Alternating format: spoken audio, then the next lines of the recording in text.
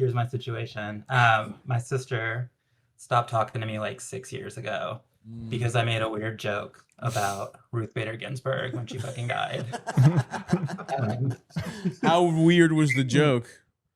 I was just like pissed. So I was like, she sucks. It was like, Yeah, she sucks. I'm And we're with you. fucked. And that was right. And I don't feel bad about You're it. right. But You're right. yeah. Um, anyway, so That lady, she that really happened. thought real life was fucking Hamilton, dude. She really thought Yeah. fucking her and Hillary Clinton were gonna fuck. Hillary Clinton was gonna pick a different girl successor, and Lin-Manuel Miranda was gonna fucking sing a show tune about it, and then she fucking You, died while Trump was in That office. dumb bitch really fucked up. She should have stepped that's out. the vibe. That's Amen. exactly the vibe. Anyway, yes. So she stopped talking because of that. What the fuck? She Yeah, sounds well, I annoying. don't I'm know. not gonna There might lie to be some you. other stuff. I'm not gonna What's lie that? to you. Anyone who would cut you off for that, are you better off? I appreciate you saying that. It sucks. And she's like had 2 kids. I've missed out on their whole lives. Oh my god! Wait, literally She's all keeping over your this joke? fucking your Yeah, no, nieces and nephews from part of it them. is like she was having this kid. This was during COVID. She stopped talking to me right before the pandemic started. Oh my god! And she had the kid like, I don't know, summer of 2020. And I was like, we were all living indoors. I was like 1,000 miles away at the times. And I was like super fucking depressed. Like I had to go to like some outpatient shit. It was very bad, bad Mhm. time.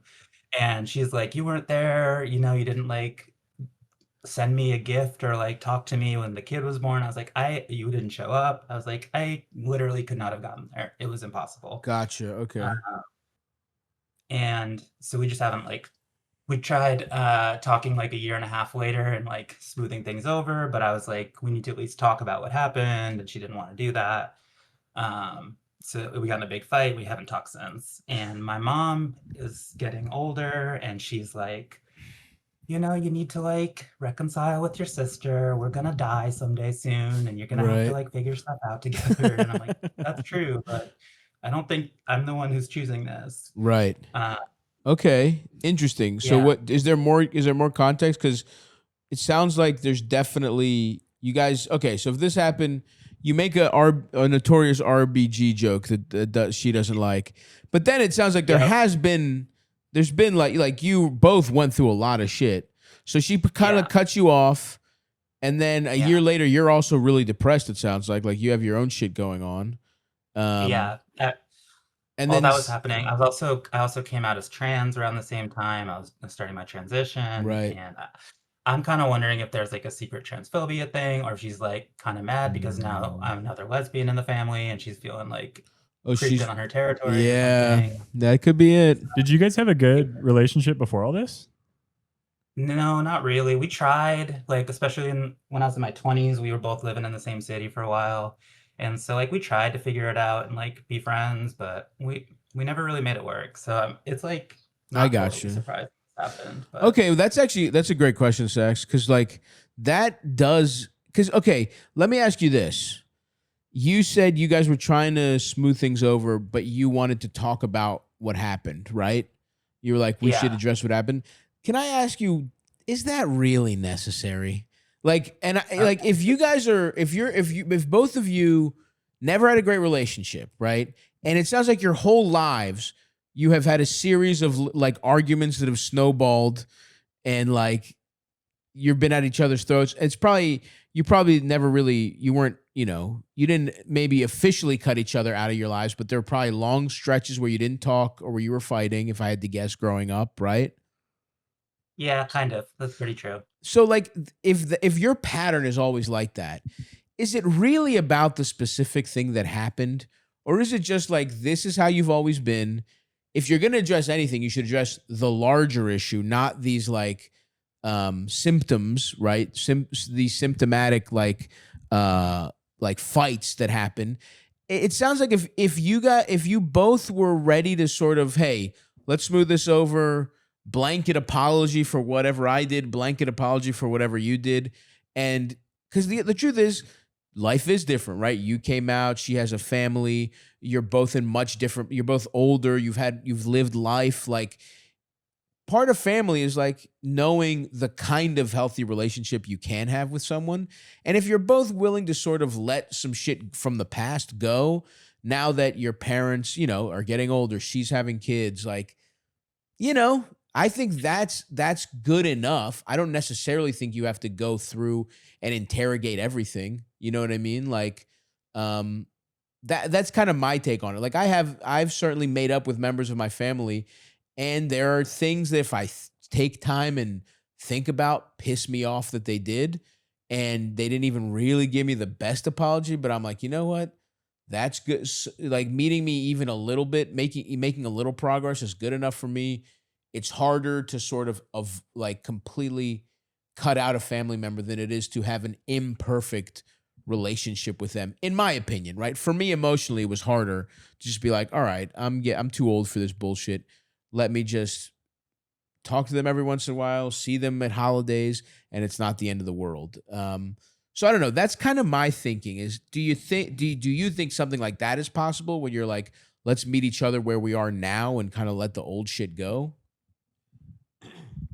Yeah, I mean, that makes sense. Part of me really wants that to be possible. Part of me is just like really pissed that she made this like choice. I don't know. Yeah, I mean, I think that makes a lot of sense. I'm kind of angry, and I don't think we have a lot in common anymore.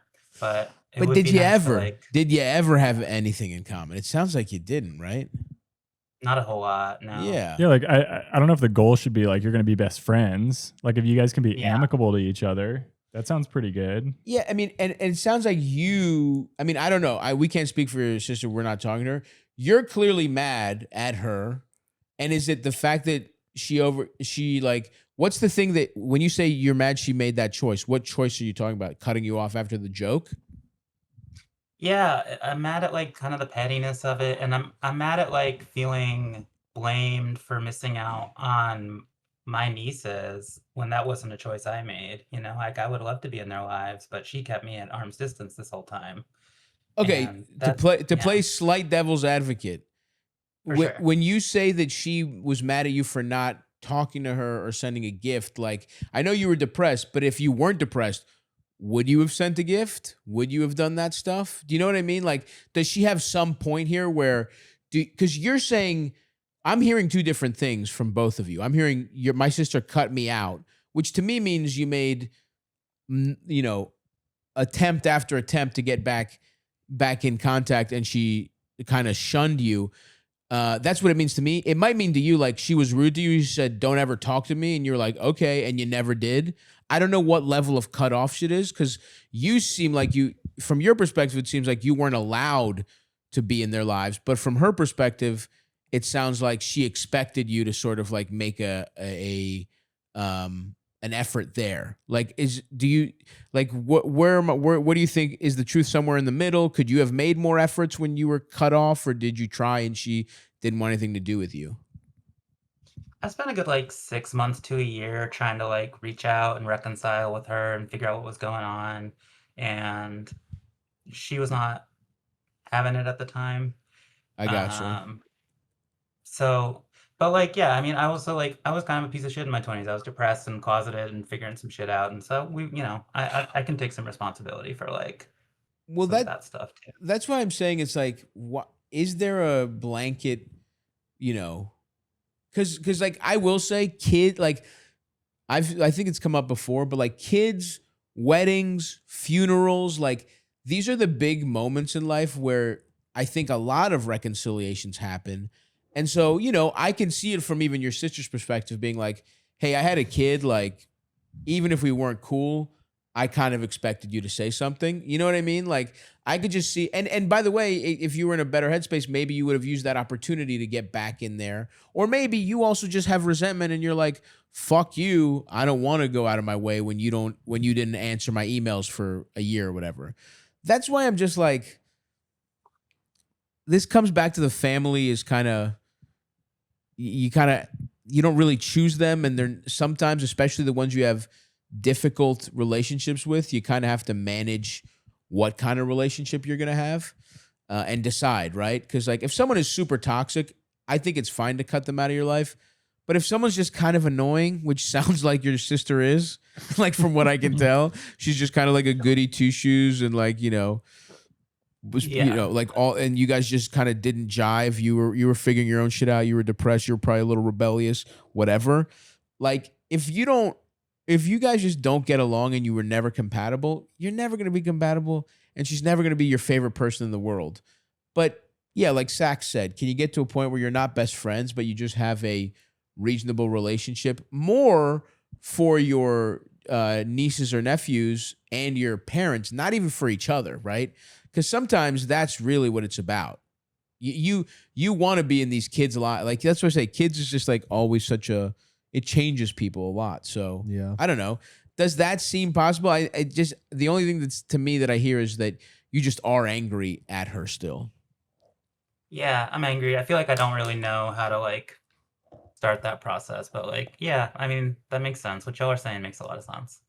I mean, to be honest, it's as simple as like apologizing for anything that you feel bad about. You know what I mean? And you can say, look, and then you can even say what hurt your feelings, but you can just say, look, this is the shit that I still feel kind of bad about. I'm sorry if I whatever made you feel this way. I don't want this, and there are things that you did that pissed me off that I still have trouble with, but I'm willing to let that go because I want to be in your lives. I want to be in the life of your kids specifically, and that's the truth. What your parents said is true. At a certain point, like you guys aren't the kids anymore. You're the adults in the family. You're at a certain point, parents become fucking babies the older they get. And you're like, we're the responsible ones now. There's, you know, things that I've done wrong. There's things that have hurt me, but I'm willing to let all that go. You know, I just want us to be in each other's lives. And I want you to know that even if we don't talk all the time, you can, if there's an emergency, you can depend on me. I want to be there for the kids, whatever. Just like what you see as the role of family, let her know that you want to do that. And, you know, holidays are coming up, always a good opportunity to do that kind of shit. But that's what I would say. I mean, the thing is, it's never easy to do this shit. You just kind of have to do it. It's always a hard conversation. Yeah. Yeah. I think you're right. I think I just needed to hear somebody tell me that, but I appreciate it. You could try It's getting just a good common ground too with her by like sending her articles like the shutdown ends and Democrats Right. fail, and you can be you like, lib out? Yeah. Can you just go? you'd be like, you oh, know? isn't this awesome? I mean, they didn't really do anything in the shutdown, but they fought the good fight. Or be like, oh, did you see Chuck this? Schumer is bae. Did you see this? Kamala Harris could be running again in 2028. Oh, she you could be the know- first female president. You know, Isn't her that sister's awesome? pumped to hear Kamala hasn't ruled out running. Oh, that would be fucking amazing. Can you imagine? Little gestures like that could just soften her up a little. Yeah. I like Yeah, that. hell yeah. But yeah, good luck. I just think you're in a tough spot, and it's like you gotta realize to let go of some of the stuff that's almost like youthful resentments, and like try and forge an adult relationship now. But it's hard, and it's also a reminder that we're all getting older, and also, by the way, that sucks because it's so much easier to just live by your emotions and not be the one who's ultimately responsible for stuff. But we're all entering that phase of life. The older you get, it's like that. Like I definitely have been feeling it the last couple of years, where it's like, oh, I'm basically in charge of my, like, if a big decision has to be made, it's going to be me and my family. You know what I mean? Yeah. Like, Yeah, totally. but which is tough, which is kind of an interesting place to be in. But you know, that's life, baby. Good luck out there. We're rooting for you. Good luck, AJ. Thank you. Yeah, good luck. Take it easy. Bye. See ya. Falling out over the RBG shit is so funny. Yeah, I mean, it's clearly not about that. I know. I think, but yes, it is funny for that to be the straw that broke the camel's back. Let's move on to She is an American hero. She deserves all the time it's a for life appointment, isn't it? Oh, you know better than our founding fathers. A judge is not supposed to play politics. A judge is supposed to faithfully serve the Constitution. And yes, it would have been a powerful moment for the first president to appoint was she the first? No. Was she the first female? She must have been, right? Probably. Damn. Whatever. She must have been. Who gives a fuck? I hope that bitch rots in hell for what she did to our Supreme Court. Yes.